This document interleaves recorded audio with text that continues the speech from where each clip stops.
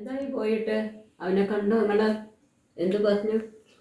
കാണുകയൊക്കെ ചെയ്തു. പക്ഷെ ഇന്നലെ നല്ല കുടിച്ച് പൂക്കുറ്റിയായിട്ട് അദ്ദേഹത്തെ നാട് കൈയെടുക്കാൻ തോന്നില്ല അവൻ്റെ വരവ് കണ്ടപ്പോൾ.